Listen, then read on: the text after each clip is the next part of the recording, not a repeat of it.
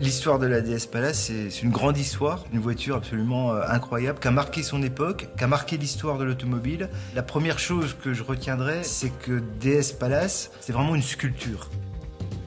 Bertoni, qui était le créateur, le designer de la voiture, c'est un sculpteur. On est très fiers de notre histoire. On vient puiser son ADN, qu'on réinterprète de manière avant-gardiste, de manière moderne. Et quand on regarde les DS contemporaines, que ce soit DS5, DS3, DS4, elles se sont vraiment inspirées de cet esprit de sculpture.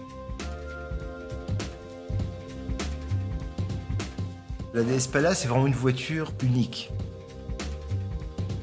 On a appliqué des codes modernes, on a repris la teinte bleu encre, puis on a utilisé le cuir semi-aniline, Criollo des séries limitées, là aussi sur la DS d'origine. Les spécificités de l'édition limitée 1955, c'est d'abord une teinte de caisse unique. On a développé un noir coloré qui s'appelle en fait un bleu encre, qui donne un aspect complètement changeant en fonction de la lumière.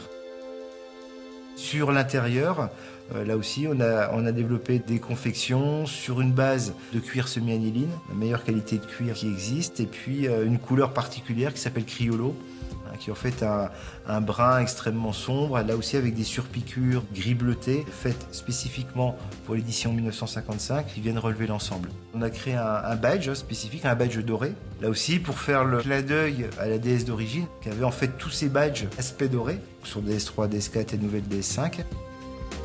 L'emblème de capot, là aussi, qui reprend cette teinte dorée. Dans les éléments qui caractérisent aussi cette série limitée, on a donc appliqué une finition dorée qui vient mettre en valeur l'emblème DS au centre de chacune des roues. Tout en gardant l'esprit de chacune des voitures, on a vraiment voulu rendre hommage à l'esprit d'avant-garde de la DS d'origine. C'est vraiment cet esprit qui anime chacune des personnes qui travaillent pour la marque. Notre ambition, c'est de repousser les limites, d'avoir de l'audace, d'être à la pointe de l'avant-garde.